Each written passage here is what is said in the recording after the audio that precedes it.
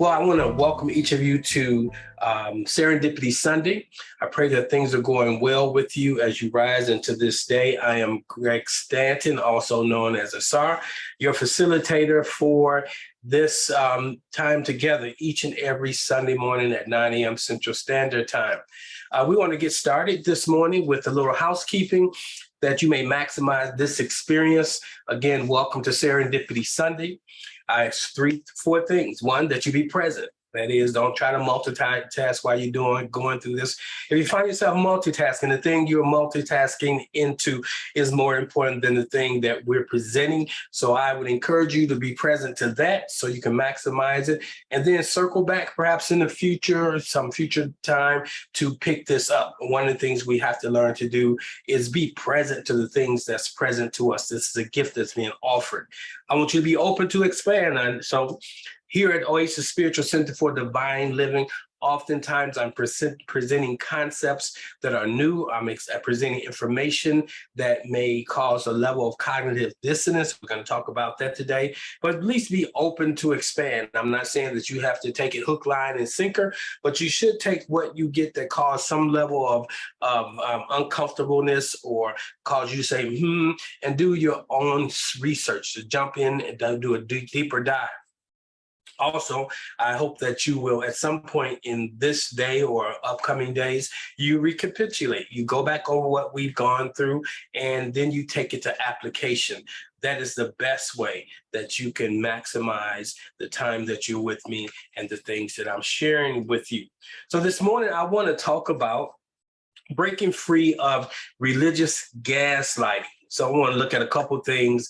I'm not going to be able to cover everything, but we're going to get into this conversation, and then we're going to circle back on tomorrow night, and we go deeper into it. I don't believe this is going to be one or two classes. I probably will bring this topic forward for the next 2 to 3 weeks at least, because I think it's a real serious conversation that we need to encounter. So this morning, we're going to look at a couple of things. The elephant, we're going to talk about gaslighting, its uses, how it's being used within religions.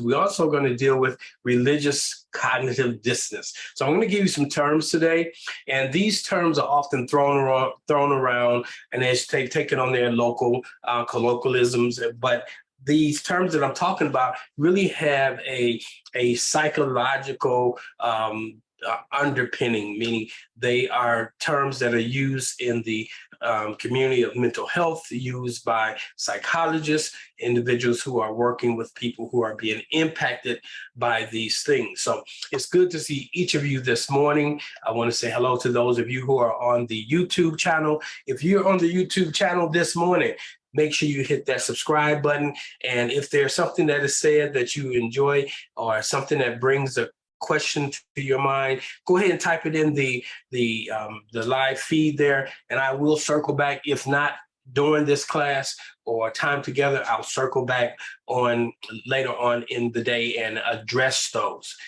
So again, a grand rising to each of you who have joined us this morning. We have quite a number of people in the Zoom room. I'm glad to see that. So we're going to start by looking at, there's an elephant in the room, okay? The idiom elephant in the room basically means there's a major problem or controversial issue that is obviously present, but avoided as a subject for discussion because it is more comfortable to do so. Many of you have, and it's not an imaginary thing. You may not see the elephant in the room, but you can feel it. Thanksgiving is a good example of the elephant at the table. When the family comes together and many people haven't seen each other for years or a year, and usually that issue that individuals have within the family is still looming large. And so that's like an elephant where we try to avoid this conversation around the table, because if that conversation comes up, hey, Thanksgiving is over. So oftentimes we have these elephants that are in our lives, things that are controversial, things that are challenging, things that need to be addressed, but it's more comfortable not to address it. I believe Christianity as a religious system has a number of elephants that we have not addressed. Now, even though this conversation today is general, I'm going to speak specifically to certain things as it relates to Christianity. Why? Because that is the spiritual path that I'm most familiar with.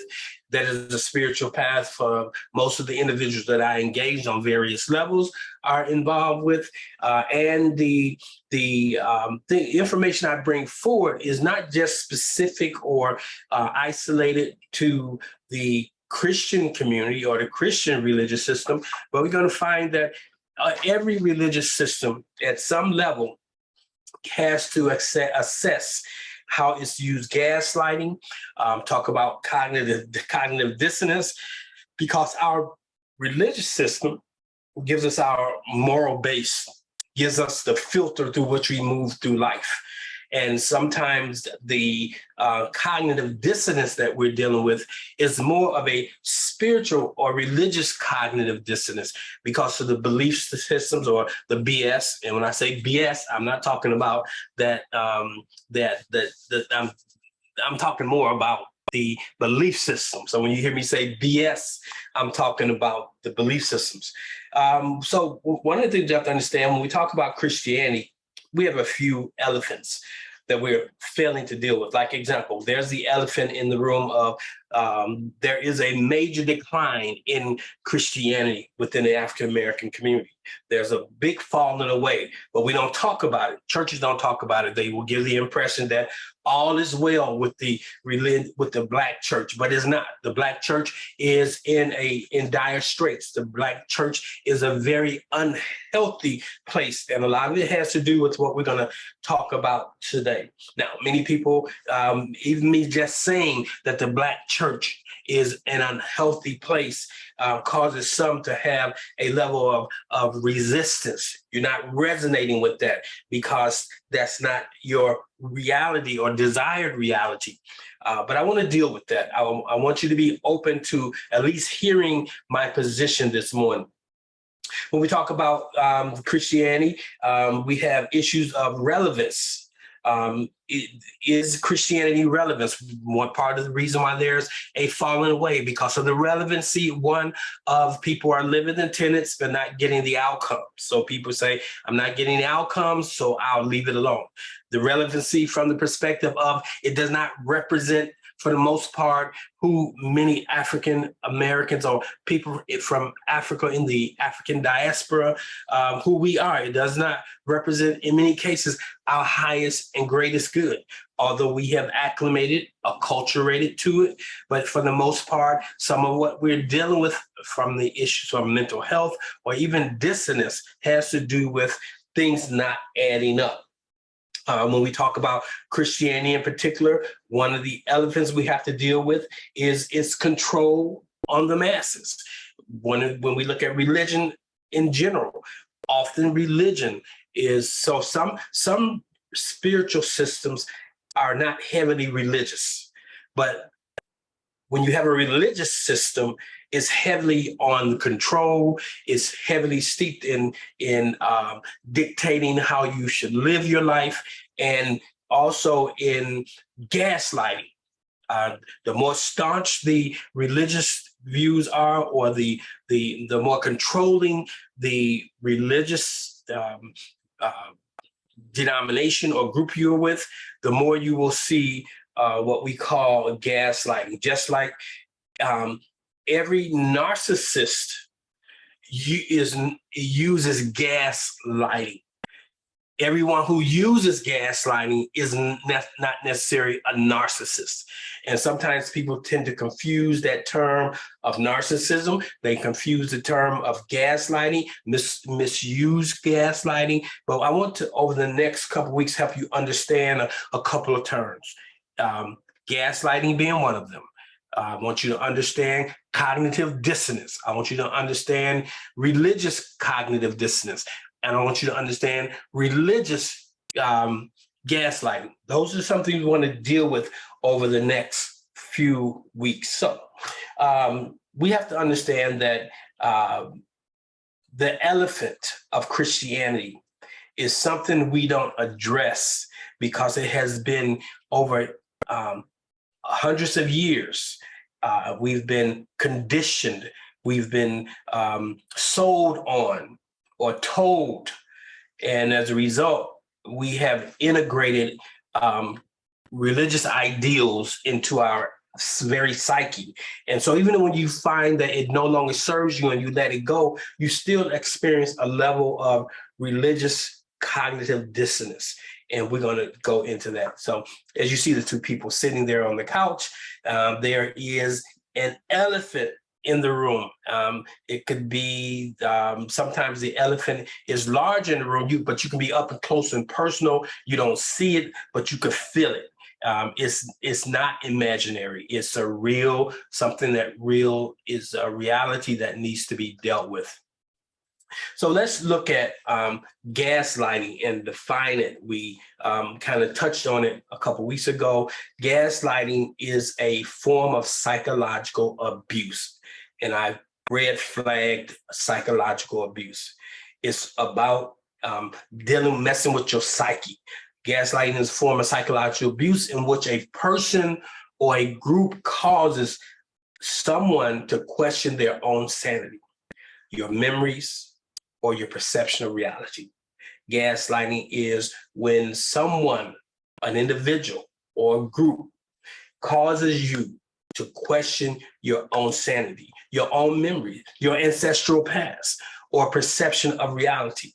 Now, gaslighters, if you see there, they confuse, intimidate, disempower people for the purpose of controlling people and promoting the abuser's interests. This definition is taken from Dr. Linda Hatch, and it aligns with the APA, the American Psychological Association's definition. So it's a real thing. It's not something that we've just made up.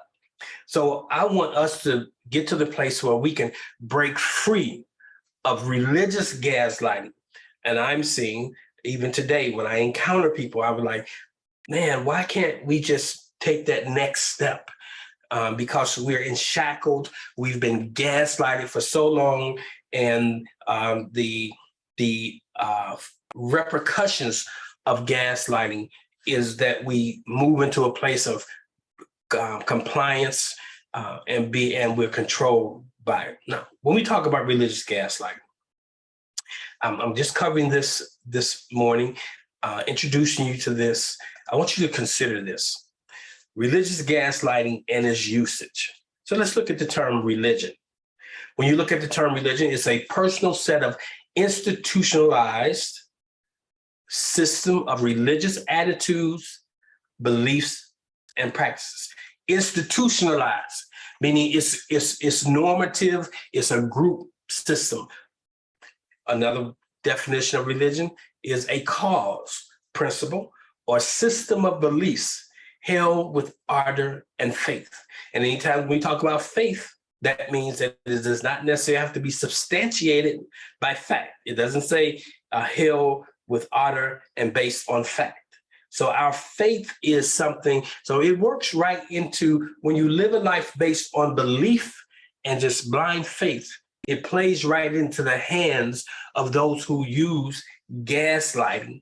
But when you are substantiating your life, your beliefs, your spiritual practices on facts, that's why I say I'm a spiritual scientist, because I believe that we should be able to weigh it out. We should be able to work it out. We should be able to come up with formulas that if you work, it works. If you work the formula, it works. Because I always say it works if you work it.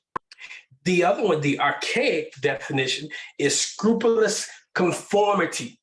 So religion in itself is all about conformity. Now, we live in a day and age where people are more leaning into spirituality because they don't like the conformity or the necessity to conform.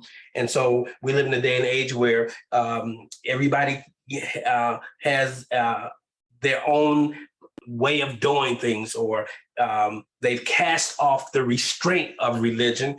And now it's kind of like the wild, wild west out here. People are creating their spiritual system, which is no problem. You should create your spiritual system, but to create it from a healthy place is not in a response to what you've been involved with. Now, that's interesting. There is a term called scrupulosity. Now, notice this: scrupulous conformity. Scrupulosity is a psychological disorder primarily that is characterized by pathological guilt or obsession associated with moral or religious issues that is often accompanied by compulsive moral or religious observance and is highly distressing and maladaptive. We can look at that when we look at cult behavior. If you ever had a family member that you believe were in a cult, you could say that they were dealing with a psychological disorder such as scrupulosity. Now, I want to expand the term cult to include any religion that is toxic in nature. So it's interesting that I found out that the term, when we look at this term of scrupulosity, it was first used by the Roman Catholic Church, which is interesting to me because when you follow the breadcrumbs back, if you are a Christian, you also are known as a Protestant. If you're not Roman Catholic, you are a Protestant. That means you protest the traditional Roman Catholic Church and its belief systems. You are a recipient of the act of this gentleman called Luther, and Luther revolted against the Roman Catholic Church.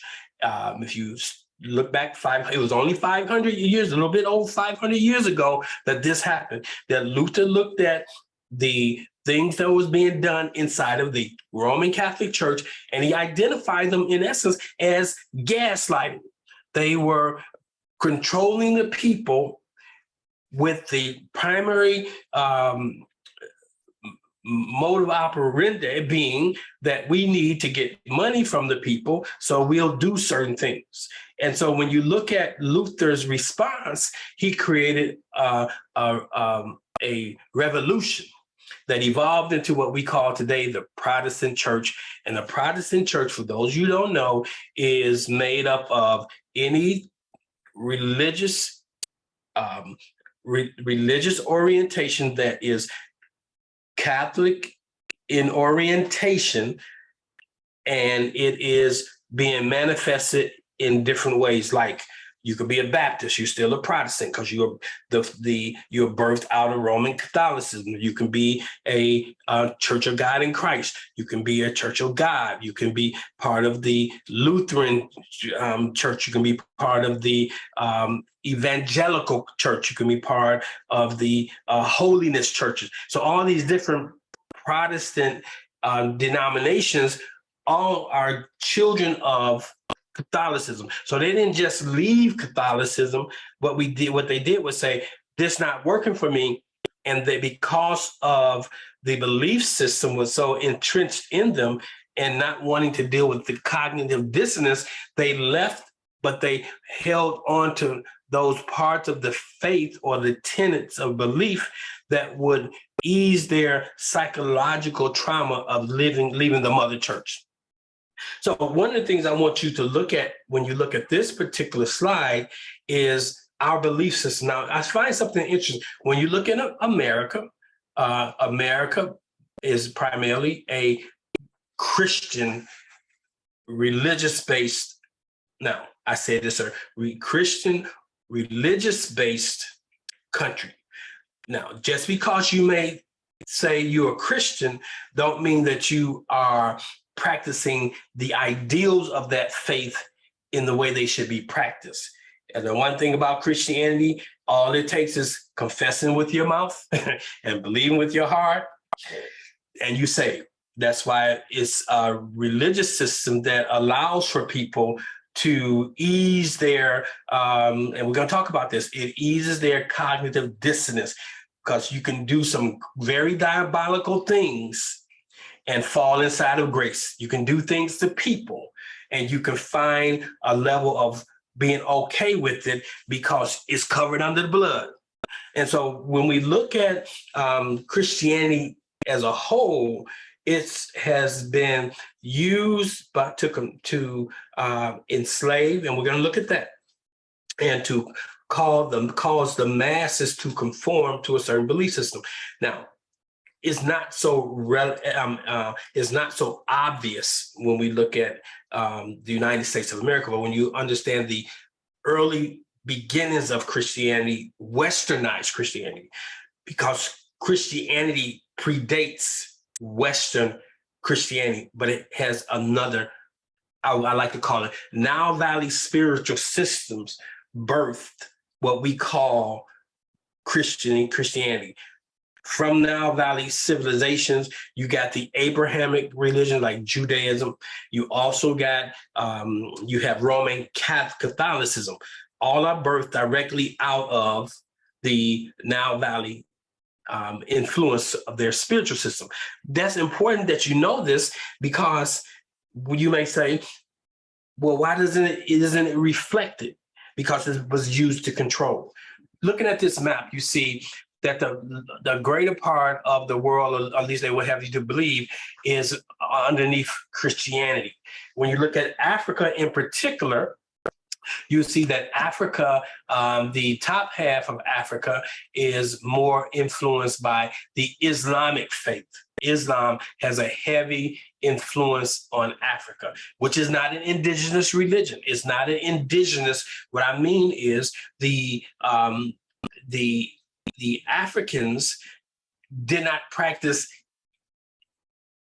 Islam nor Christianity until it was imposed on them. Okay, and when something is imposed on you, maybe the first or two generations, you have some level of resistance, but after you begin to acclimate and the benefits of following that imposed religious system, then ultimately it begins to be integrated into who you are. And after generations go by, we forget why we are what we are, or why we chose what we've chosen, and we would come to think that it represents our highest and greatest good. But I'm one to say that anything that is imposed on anybody, like through gaslighting, is not healthy. Great, let me see here. If there's any questions, I can see clearly. Okay, nobody got any questions. Islam is Abrahamic. That's correct. Islam is an Abrahamic religion. We understand that. Let me go back. Okay, good deal. So let's move on to the next thing this morning. We're looking at gaslighting. Has religious systems used it? Okay. Have they used it to deal with their own cognitive dissonance or their religious spiritual dissonance? And that's what I wanted to kind of look at this morning.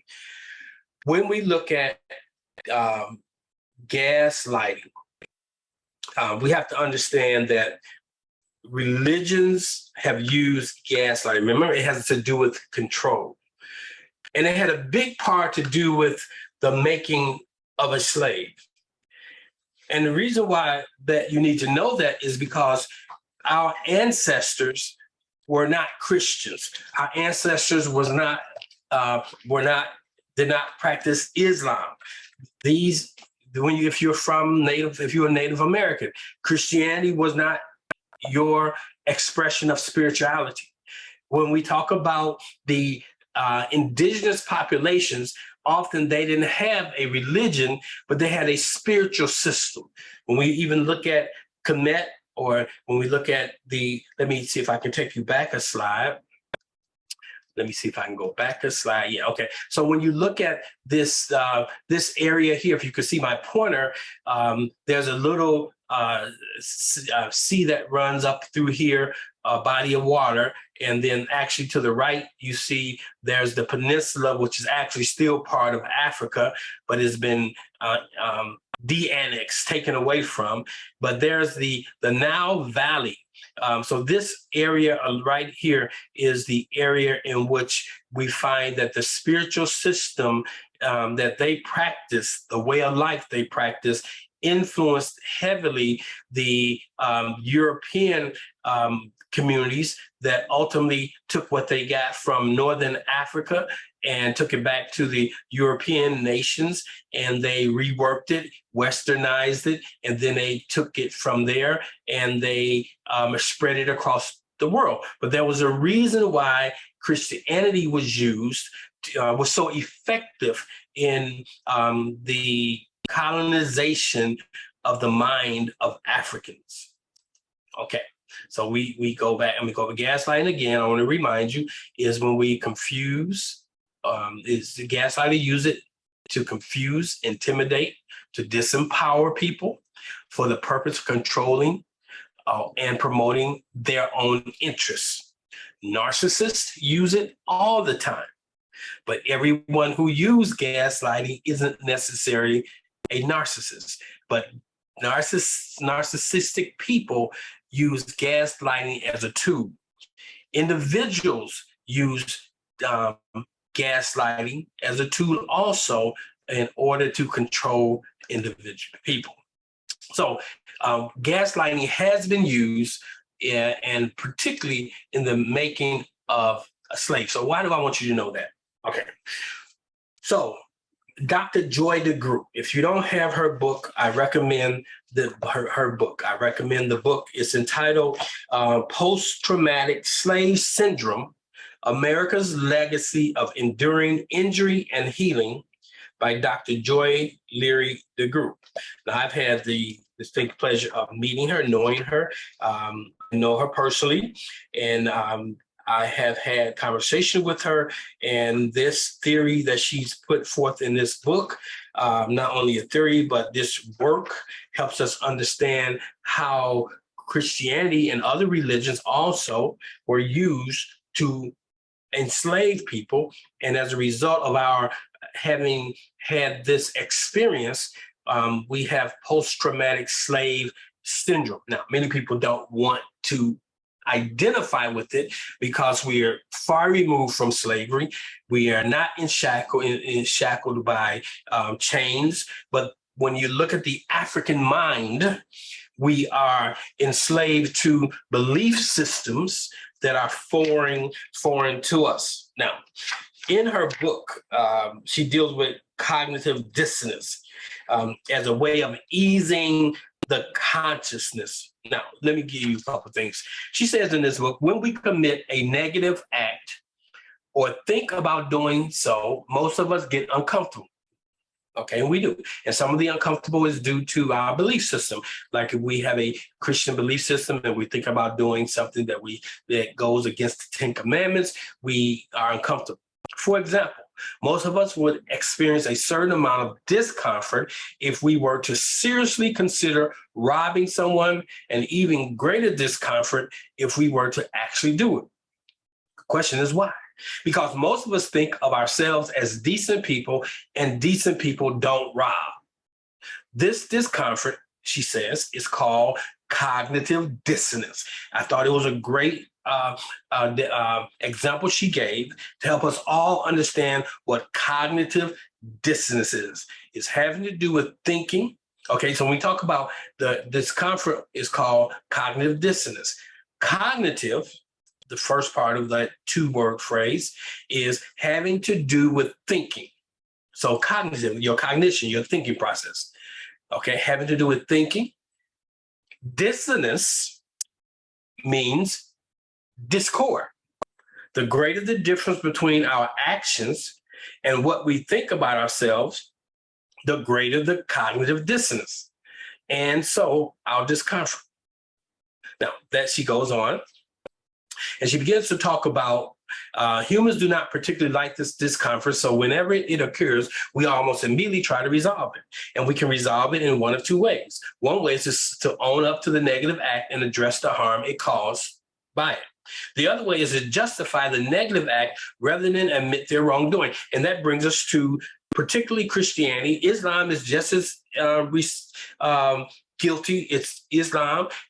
For 1,000 years, Islam committed acts of inhumanity on the African psyche, on the African physical bodies. And so I'm focusing on Christianity. So she says, so to resolve this internal conflict that the oppressor was having, they had to justify the negative act rather than admit any wrongdoing, like they deserved it, or is a typical justification. In the instance of particular egregious negative acts like wars of aggression, enslavement, and genocide, the perpetrators has to go so far as to demonize and in many cases dehumanize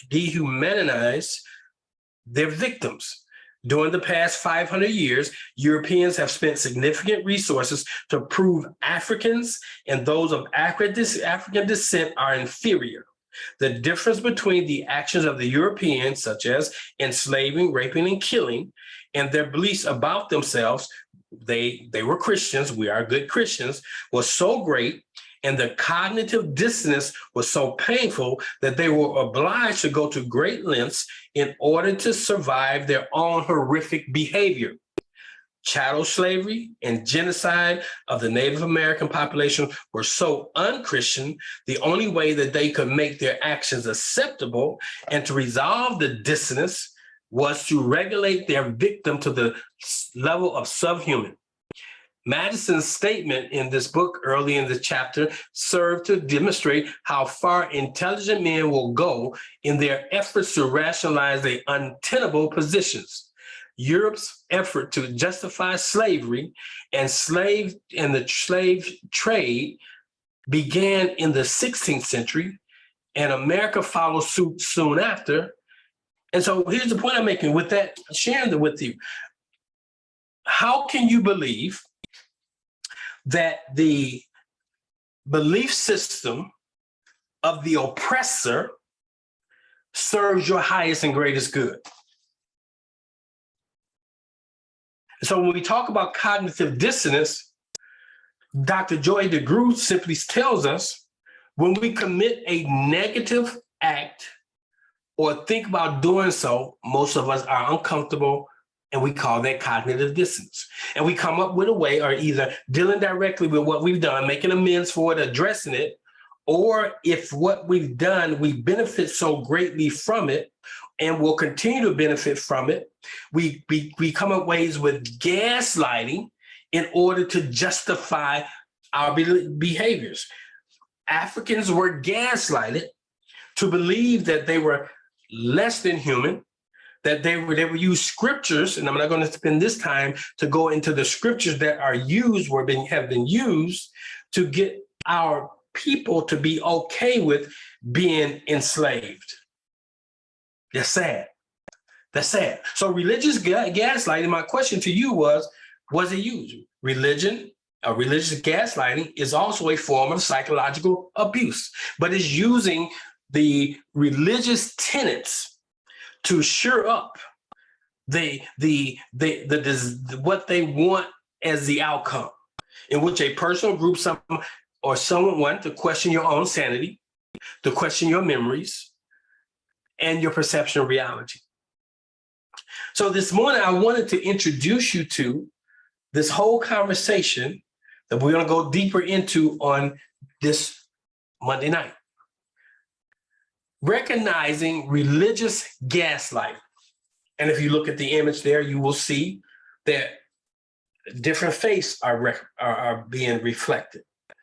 And how we think is filtered through what we believe.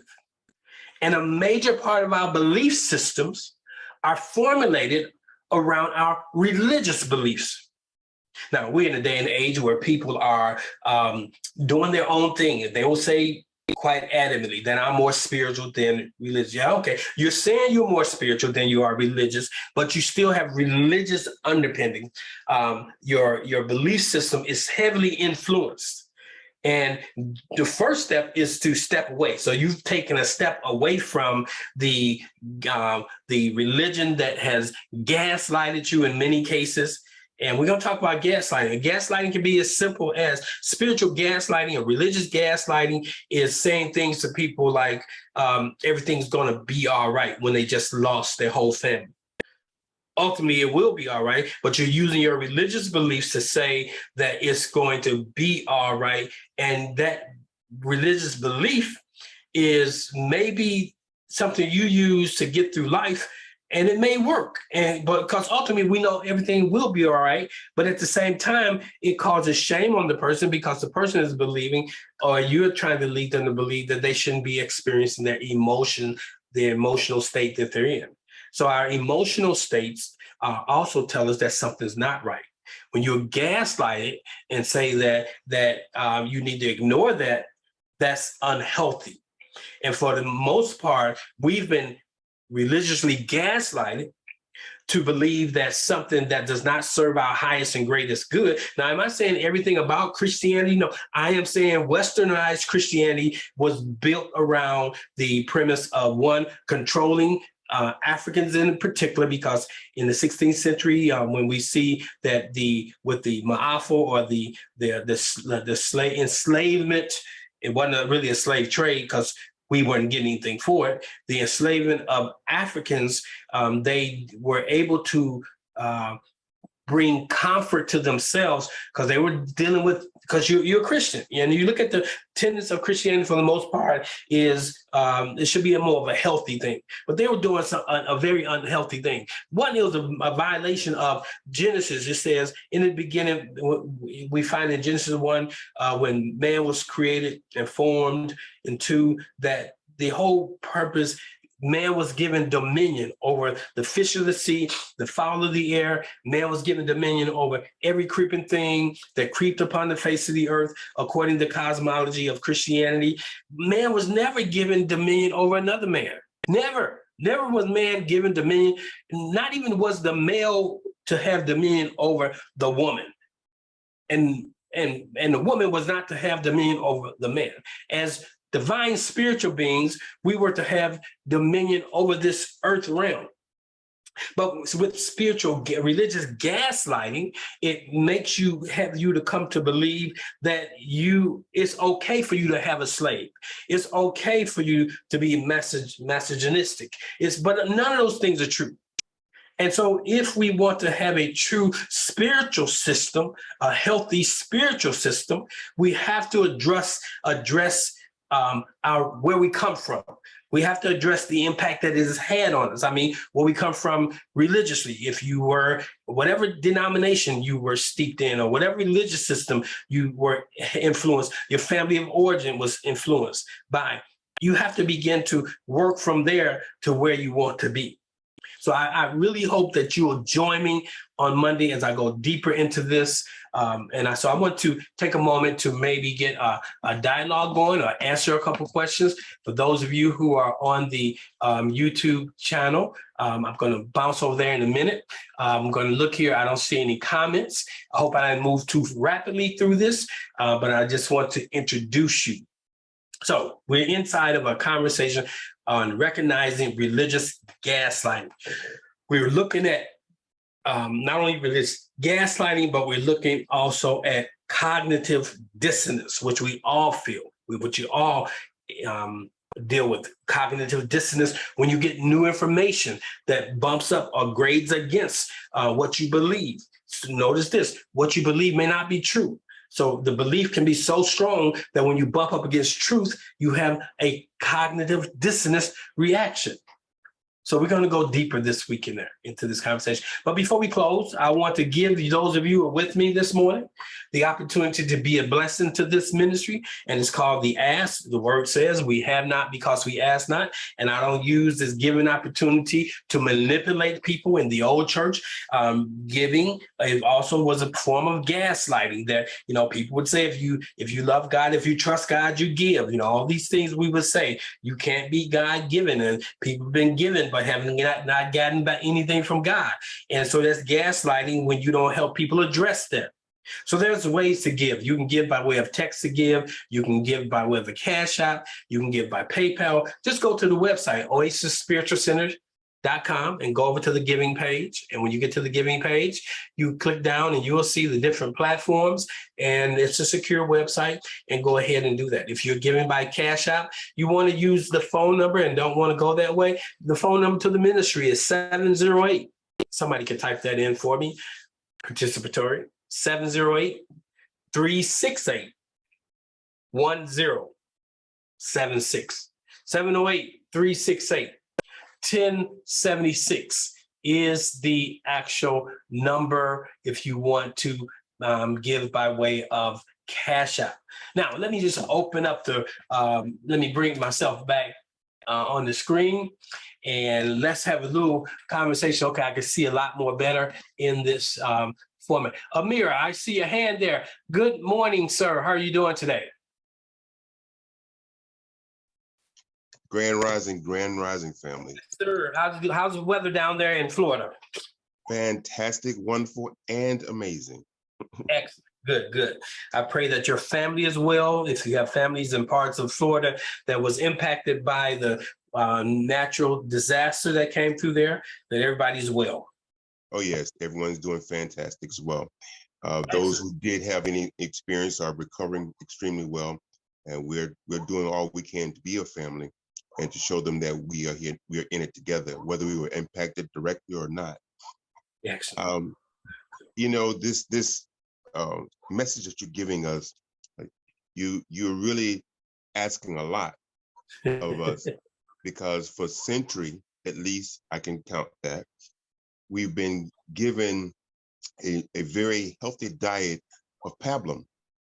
We've been given a healthy diet of nothing that would challenge our digestive system to create the mind of an adult or a mature spiritual being. And in here you come at this day and time, and you want to ask me to grow up? I've been taken care of all these years, so growing up is something I don't know how to do. I feel the urge, I feel the burn, I feel the pain of being restricted. I feel the engagement, but it's done in love. I know my mama loved me. I know my grandmama loved me. So they would never deny me an opportunity to grow. However, what you're talking about is saying, look at it. Look up and see, doesn't the top say how to open this box? So I appreciate the invitation that you're giving to us to openly share and look at what we have been given versus what we had. Because what we had was greater, which is why we're being told, or excuse me, I love that term, gaslighted into believing that what they can give us was better than what we already had. And what we had was what I call the perfection of God, a perfect reflection of the God that we are. And that's what we need to get back to. And I truly believe that you're laying out a true foundational blueprint that will not only build a great foundation, but build a phenomenal kingdom. And as a guiding light that you are, brother, I appreciate you tremendously. Thank you for allowing me to be a part of your family. As I grow in the family, I want you guys to love me like you love yourself and the God that you acknowledge. Yes, I can't love myself and say I don't love you. And see, that's a real tenet. When we understand the oneness of being. Now, I may not like some of the things that Amir do, but I have to be able to differentiate the behavior from the person. And if his behavior makes him who he is and is not representing my greatest and highest good, I have to love Amir from afar. And so we have to understand that even with certain people groups, historically, they don't mean us good. And that's not to say that all people from that people group don't have our or have evil intentions towards us. But you must be sensitive to the fact of the reality that when I seen these people, I had these experiences. And so this morning, one of the things we're dealing with is just growing up and realigning with the reality that we are created in the image and after the likeness of God. But there's some gaslighting there, because if that's the case, we've been given the fact that God is a white male. And in your own mind, we have a difficult time seeing ourselves as divine, because for many years, 500 at least, we've been superimposed on that the white male represents God through the imagery. So we've been gaslighted. And so here's the book that I encourage everybody to get a copy of: Post-Traumatic Slave Syndrome. I'll give you an example of gaslighting or cognitive dissonance. In this book, it talks about there's a person, I forgot what his name, he's in here. He wrote a song and we all sing it at funerals. Amazing Grace, how sweet the song. Mm-hmm. I do not ever want to have that song played at anything I'm part of. Do not play that song. Do not play that song at my funeral. Even though people may say, well, he had a come to Jesus moment, but what he did was so atrocious. What he did to Black women, the experiments he did for reproductive system experiments, and what he did, how he enslaved people. So he wakes up and you have this song. So this song was more of a way for him to deal with his cognitive dissonance. That's his stuff, though, to carry, not mine. I know some people, so that's a form of gaslighting when you see people who say, I love that song, I'm gonna sing it anyway. You don't know the historical reference of that song. You don't know why those words came. He was dealing with his stuff. But that song is too terrible for me when I realize who wrote it and what he did. So, but we as a people, we've been so impacted by religious gaslighting. We even have a terrible time recognizing that the oppressive person will give us a religious system, and we have a difficult time accepting that religious system that he gave us, that they gave us, wasn't meant to liberate us, but was meant to sedate us. Right. Now, does that say throw Christianity out? No. I say, where did they get it from? And go back to a unadulterated form of the practice of what we call Christianity, which really has a strong correlation to Nile Valley spirituality. Also, I hope that helps somebody. Pastor, I apologize. Also, in that list of don't sing songs, everybody have sung once in their life the national anthem for America. The national anthem, they don't sing the second verse, but the second verse is so engrossed in slave atrocity or slavery, and we sing it with gusto, we sing it with passion.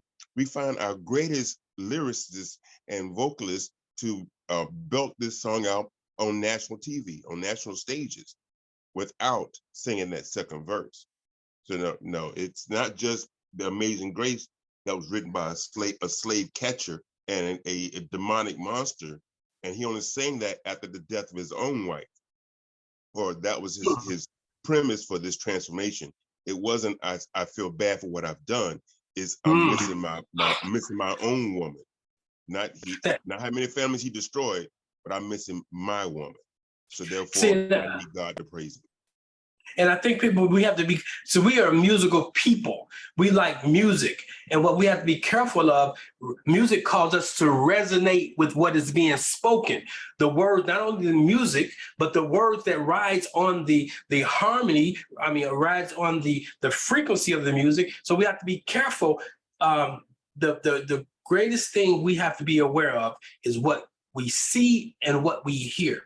And when what we see and what we hear has been manipulated to the fact that it has a negative outcome, unbeknownst to us, we need to become very conscientious of those kinds of things. So I'm going to take a moment and I'm going to look up that second stanza and become familiar with it, very familiar with it.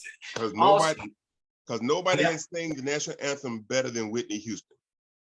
I have to contend against that. You know who I'm going to say. Yeah. Yeah, I'm going to say my man who sang it at the NBA Finals. What's his name? On the tip of my tongue. Everybody know Marvin Gaye.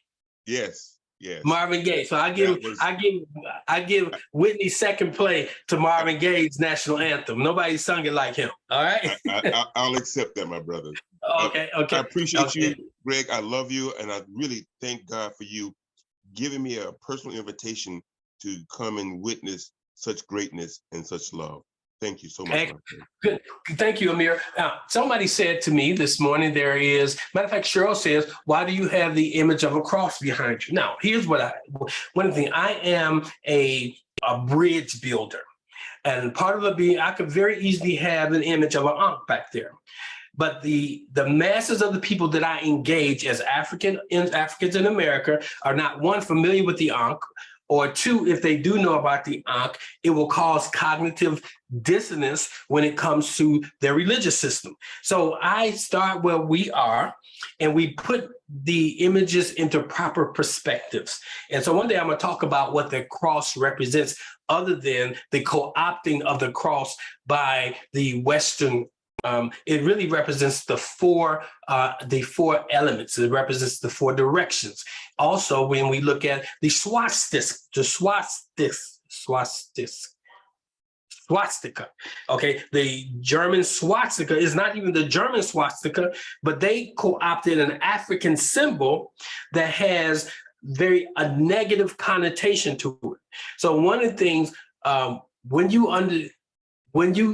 look at something, it takes on the meaning you give it.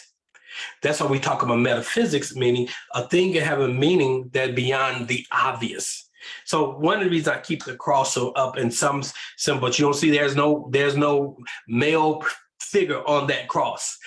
So that's why I have that there. And for lack of being able to find a proper image, even though it appears to be that I'm in the sanctuary, I'm in my green room, and you guys can see that image. So if somebody can find a nice image of a cross, not a cross, a ankh on the background that I could use, I will gladly use that. But good point. All right, good. Wow, the message today is powerful. And just as Amir said, Oasis Spiritual Center for Divine Living is all about positioning you to live divinely. And if you're holding on to things that do not serve you, knowingly or unknowingly, you will not be able to live divinely. You will not be able to run the programs. You will not be able to master life, because you have still been under the mindset of the master. So the puppet masters, to be specific. Well, that's all I have this morning. I pray something has been said that's uplifting and encouraging. I look forward to engaging you this coming Monday night at 8 p.m. And I will make sure that the advertisement goes out through the email, so that way you can be engaged. If you need to reach me, I can be reached at my email address. So if anybody can commit this, I'm putting it in the I'm putting it in the chat room today. It's Greg at,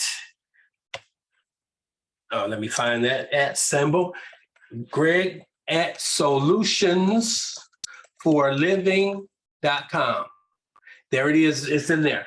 Greg at solutions, like your soul, solutionsforliving.com. And I'll respond to you.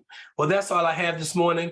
I pray that something that has been said has been uplifting and encouraging, and that you're willing to take the next step on the journey of creating your desired life. Peace. Have a wonderful evening.